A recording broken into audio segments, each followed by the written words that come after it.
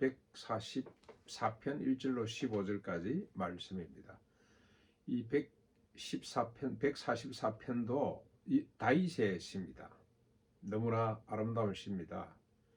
오늘 시에 보면 1절에 보면 다윗은 여호와를 찬송하는데 그 이유가 뭐냐? 찬송하는 내용이 뭐냐면 자신의 반석이 되시며 자신을 손을 가르쳐 싸우게 하시고 손가락을 가르쳐 전쟁하게 하신다. 그러므로 다윗은 100% 하나님을 의지하는 자입니다. 손가락마저도 하나님에 의해서 움직이는 사람. 다윗의 지금 심정은 어떨까라고 한번 생각을 해보면, 우리 예수님 앞에 중풍병자가 친구들에게 침상에 들려놓은 중풍병자 있죠. 그 사람 같지 않을까 그런 생각이 듭니다. 그 사람이 친구들에 의해서 지붕을 뚫고 주님 앞에 내리졌습니다. 자신은 손가락도 하나 움직일 수가 없습니다. 얼마나 중병이 걸렸든지 들려나왔어요. 오직 그가 할 수 있는 일은 주님만 바라보는 거죠.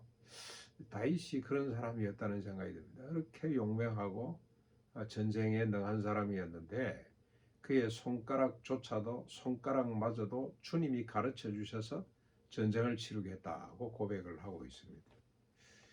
이게 어떤 문학적 표현이라기보다는 그 삶이겠죠. 너무 다윗이라는 사람은 마치 어린아이 같구나. 그래서 예수님은 어린아이처럼 되지 않으면 천국을 소유할 수 없다 그랬는데, 진정한 영성은 다윗 같은 영성이 아닌가 그런 생각을 해보게 됩니다.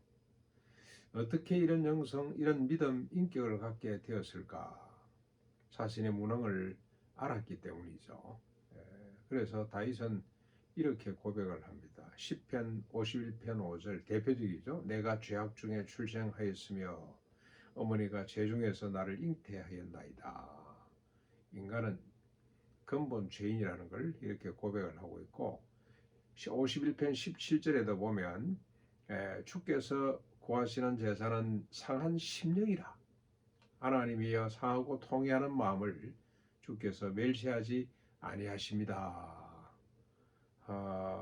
우리가 생각해 보면 다윗만큼 하나님을 위해 산 사람이 없기 때문에 물뻑일 만한데, 주님께서는 의를 좋아하십니다.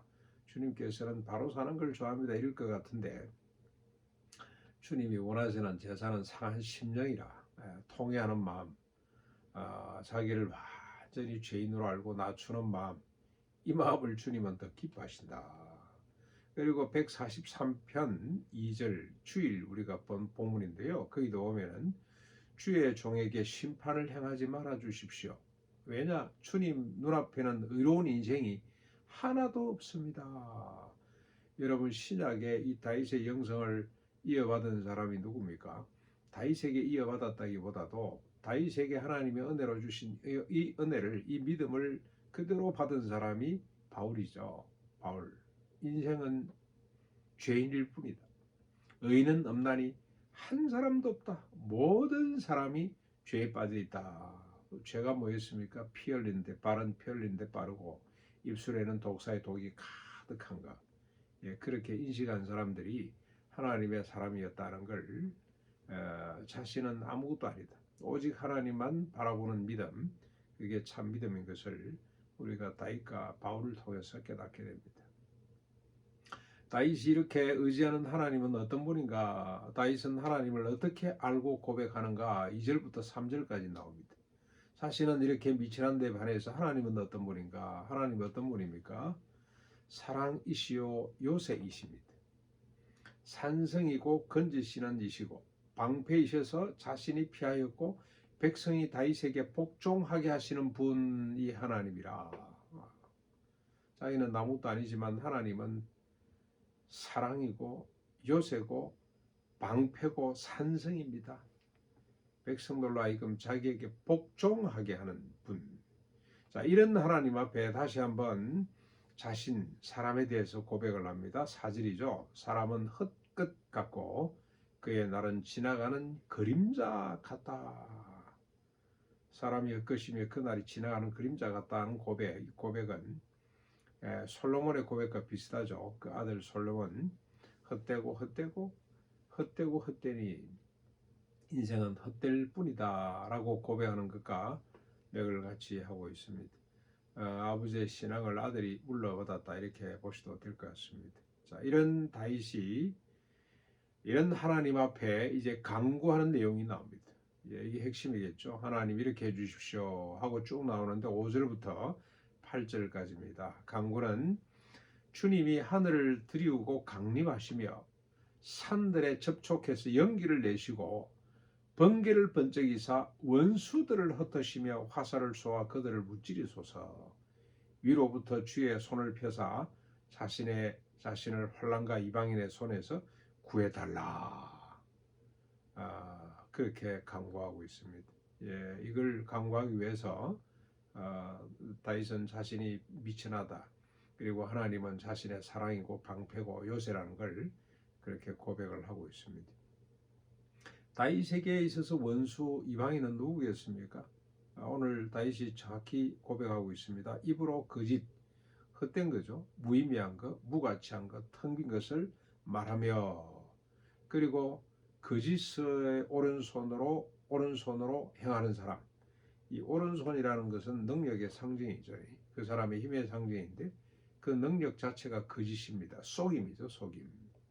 입으로 무가치한 것, 아무런 의미가 없는 걸 찌꺼리는 사람들. 여기 바로 인간이죠. 인간론입니다. 자신의 모습이기도 하고 또 자기 주변을 둘러싸고 있는 사람들, 이 땅에 거주하는 모든 인간들이 이런 상태라는 겁니다. 우리 원주에 가면은 이 북카페, 아주 유명한 북카페가 하나 있는데 저가 볼 때 유명한데 뭐 손님이 없어요. 내일 가면은 뭐 손님이 한 사람도 없어가지고 결국 문을 닫았습니다만 그 사람이 책을 한 2만 권 소장을 했어요. 근데 정말로 독서광이라.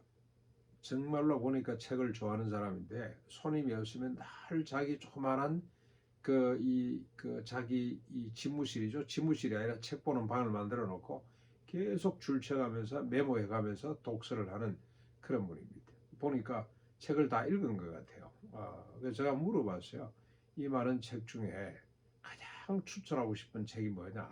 자기가 좀 이따가 이제 접는데 그럼 이 많은 책을 어떻게 할 거냐? 그랬더니 다 폐기 처분하고 하나만 몇 권만 들고 갈 거래. 그럼 들고 가고 싶은 책이 뭐냐고 물었더니 자연에 관련된 책이에요. 자연에 관련된 책.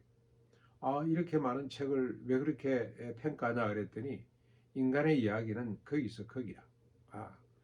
돌고 도는 것고 도는 것이며 거기서 거기밖에 되지 않는데 더 이상 새로운 게 없대요. 뭐 햇말도 하고 이 사람 이렇게 조금 뒤틀고 저 사람 저렇게 뒤틀었을 뿐이지 전부 다 보면은 무의미하고 별로 의미도 없는 것 같고 모르겠습니다. 이 사람이 염세주의에 빠져서 그런지는 모르겠습니다만은 그러나 우리 투레교회 강려한 장로님 유명한 분이죠. 그분이 그러더라고. 역사 철학의 2500년의 역사는 친자운동 주체냐 비주체냐 여기서 왔다 갔다 할 정도였다.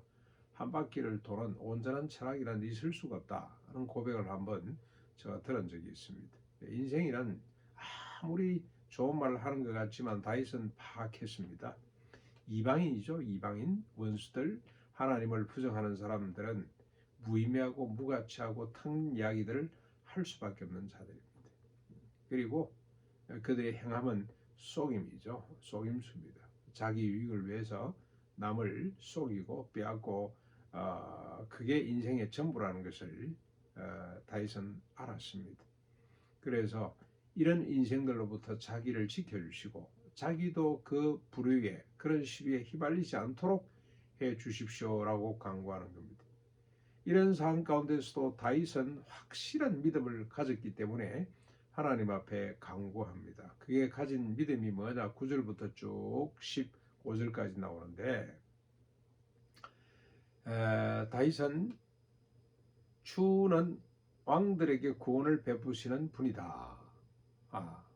주님의 종인 자신을 해하려는 칼과 거짓을 말하고 거짓의 오른손을 가진 이방인의 손에서 하나님은 반드시 자신을 구원해 주신다. 그리고 자신과 백성들이 주님 앞에서 장성한 나무 같은 아들들이고 아름답게 다듬은 모퉁이 돌 같은 딸들이다. 곶간엔 백곡이 가득하며 양들은 들에서 천천만만으로 번성하고 수소는 무겁게 짐을 실었으며 침노하는 일이나 막는 일이 없을 것이며 거리에는 슬피 우는 자가 없을 것이다. 그러니까 사람들의 거짓된 속임 텅 빈 헛된 말을 쫓아 사는 것이 아니라 하나님 의지하고 하나님 말씀대로 살 때 이런 백성들이 될 수가 있고 이런 나라가 될 수 있다는 확신을 갖고 있습니다. 이런 백성은 여호와를 자기 하나님으로 삼은 백성으로서 복이 있다는 겁니다. 복. 하나님 말씀이 복인데 자꾸만 세상에 이런저런 이야기, 예를 들면 이런 말이겠죠. 지게석을 옮기지 말라, 이 하나님 말씀을 반대하는 사람들이 계속해서 이론들을 끄집어내죠. 그래가지고 무슨 발전이 있나? 인간이라는 것이 자기 욕심 때문에 역사가 발전하는 것이지 하나님 말씀대로 살면 그건 약자들의 자기 변명이 되지 않는다. 이건 아니다. 역사 발전의 큰 제요소다. 이러면서 온갖 이론들을 끄집어내서 다윗을 공개하고 말씀대로 살지 못하도록 방해했을 거란 말이죠. 그런데 다윗은 분명한 확신을 갖고 있습니다. 하나님 말씀대로 살면은 우리가 영육 간에 큰 복을 받는다. 하나님을 경외하는 백성이 복된 백성이다. 그래서 뭐라고 시작을 합니까? 이 고백이 뭐로 시작됩니까? 다시는 주께 새 노래로 노래하며 열줄 비파로 주를 찬양할 것이다 하고 그렇게 선언하고 있습니다. 오늘 우리가 이 시를 읽고 어떻게 살아야 될지, 우리가 말씀대로 살면, 특별히 산상보원으로 우리는 다윗은 그림자를 보았다면 우리는 본체를 보는 거죠. 산상보원대로 사는 것이 이게 세상에서는 만만치 않습니다. 오른밤 맞아 나인밤 돌리더라. 아이고 그걸 문자적으로 해석을 해야 되나? 이런 시대 우리가 살아가고 있습니다. 그러나 우리는 우리의 생각, 우리의 상상력, 이게 나약함을 깨닫고 오직 하나님 말씀대로, 하나님이 가라면 가고 서라면 서고 하나님 말씀이 절대 진리고 그 말씀대로 살 때 우리에게 참된 자유와 평강이 넘치게 된다는 이 사실을 추호도 의심하지 말고 오늘도 뜨벅뜨벅 이 주님 말씀대로 살아갈 수 있기를 바랍니다. 주님에 대한 전적 신뢰로 오늘도 우리에게 주어진 시간과 공간 속에서 힘차게 살아내기를 바라는데 혼자 가기는 힘듭니다. 더불어 함께 우리가 손을 맞잡고 갈 수 있기를 주님의 이름으로 축원합니다.